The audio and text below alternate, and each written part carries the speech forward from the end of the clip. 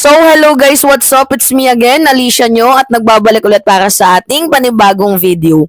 So, nakikita nyo yung poster na yan, mga minamahal, pinapakalat na po ng mga DDS na kesyo dapat daw pong tulungan itong si Lorraine Badoy. Kasi si Lorraine daw po ang tumutulong sa mamamayang Pilipino para hindi daw po lumaganap ang komunismo. So, ano yung nakalagay dyan sa poster?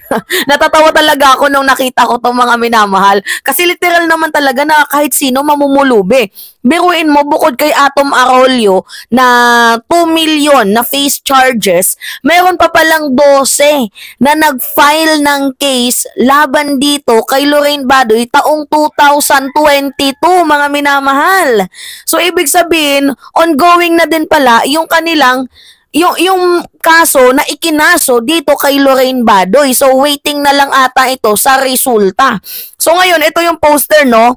Ang nakalagay dyan, piso laban sa komunismo. So, humingi na po sila, mga minamahal, ng donation. Donation drive in support of Dr. Lorraine Badoy fight against the evil CPP-NPA terrorist. Nakalagay dyan, mga minamahal, yung GCash number, tapos no to support to CPP-NPA-NDF, support NTFLK. Kasi sa mga hindi din po nakakaalam, itong si Lorraine Badoy ay dati pong naging spokesperson ng NTFLK, which is para sa akin, mga minamahal, okay naman sana na maging spokesperson ka. Yun nga lang, sana inisip mo din yung rights ng mga grupo na sinasabihan mo na nire-red tag mo, kasi yung iba katulad ng ng mga doctors, mga minamahal, na gusto lamang pong magsalita laban sa pang-aabuso ng gobyerno, tapos bigla na lang may manre-red tag sa kanila na itong mga professional workers na to, mga health workers na to, napaka-unbecoming. Sila po ay mga front, miyembro po ng CPP-NPA-NDF. Tapos meron pa nga akong nakitang grupo, mga minamahal, yung Mothers of Community. Nakita ko yon, isa din po yon sa mga nag-file ng kaso laban dito kay Dr. Lorraine Badoy at kay Celis na din mismo, na ang layon lamang po ng grupo na yon is mamigay ng tulong sa mga walang pagkain, lalo pat nung panahon na yon ay pandemic. Namimigay sila ng pagkain, bigas, ulam, tapos biglang out of nowhere, red tag ni Lorraine Badoy. So, talagang hindi katanggap-tanggap yon, kaya nag-file sila ng ng kaso. By the way, mga minamahal, basahin natin itong article na to. Ito yung list complaint filed against red tagger Lorraine Badoy. So, Undersecretary Lorraine Badoy faces at least 12 complaints for red tagging activist, human rights defender, and a journalist. So, ito yung mga grupo, mga minamahal, na isa-isahin natin.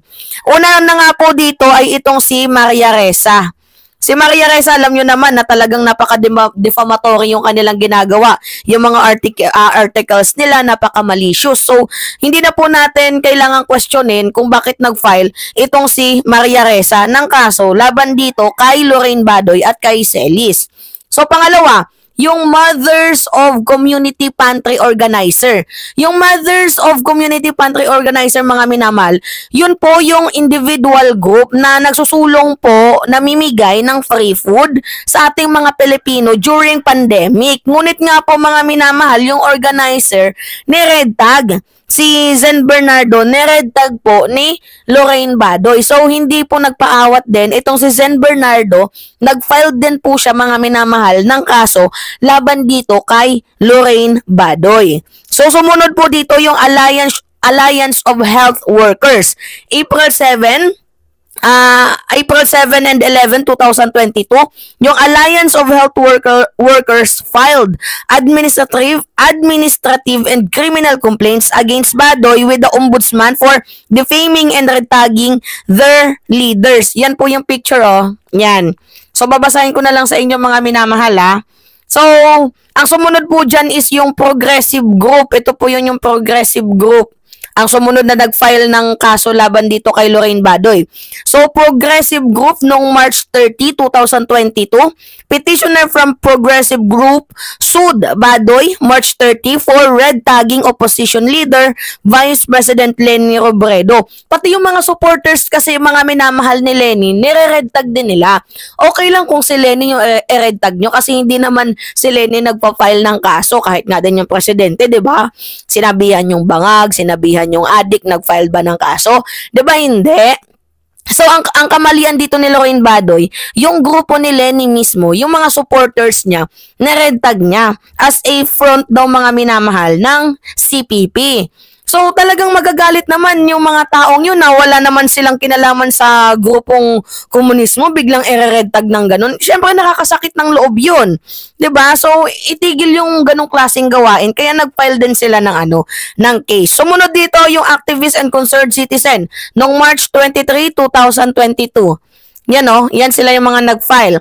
Ang sabi dito, some 26 activists and concerned citizens filed before Ombudsman 3 separate complaints against Badoy for red tagging Robredo and the members of Progressive Makabayan Bloc in Congress. Napakaseryosong aligasyon to mga minamahal. Talagang napaka-baseless ng aligasyon na to. Kasi biruin mo, pangalan-pangalan, concerned citizen. Siyempre, as usual talaga mga minamahal, pag mga ganyang grupo, mga nananawagan yan, kino-call out yung ating gobyerno sa mga hindi nila tamang gawa, 'di ba? So natural lang naman na may mag-react kasi nasa tayo democratic country tayo. Lahat tayo may press freedom, freedom of speech. Also ito din si Lorraine Badoy. Meron din siyang freedom of speech, meron siyang rights. Ang problema nga lang masyado niyang in-overuse to the point na kala niya siya lang yung may rights tapos yung iba wala. Wala naman sanang masama kung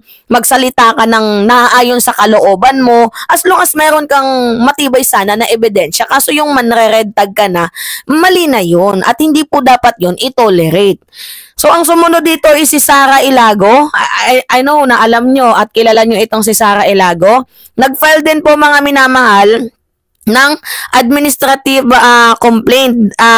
Red tagging po. Kasi ni-red tag siya as the front for the CPP. So, ang sumunod dyan is yung karapatan. Yung karapatan human rights group. Yan yung karapatan, nag-file din po. Ang sabi dito, December 4, 2020, in a unique case, human rights group karapatan urged that Badoy, National Security Advisor Hermo Henes Isperon Jr., Military General Antonio Parlade, and social media personality Mocha Uson committed a crime against humanity by persecution. Mga tao pong mahilig man red tag. So, deserve na makasuhan. Sumunod dyan is yung Ibuan Foundation. Persistent attack yung ginawa mga minamahal at red tagging ni Badoy at ni Parlade. So, may mga ibang person na involved na dito, si Parlade, si Lorraine Badoy. Hindi na si Celis, si Parlade na.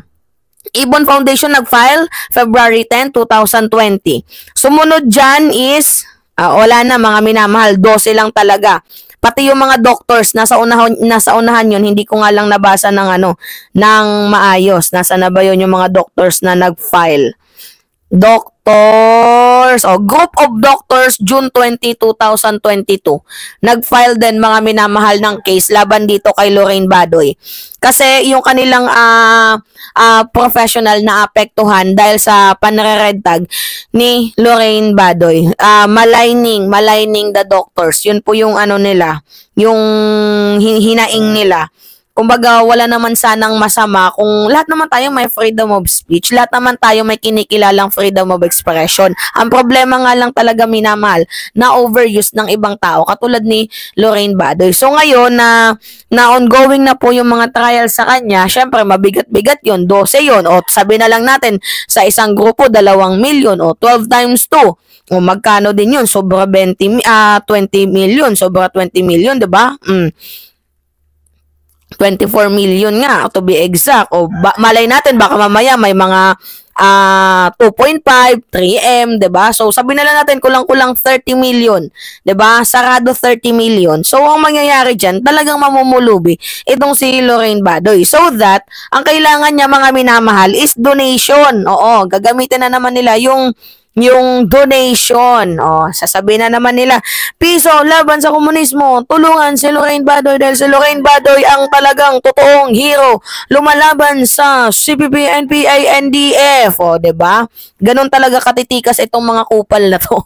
So, anyway, mga minamahal, yun po, oo. Ano yung masasabi ninyo para sa akin? Well-deserved.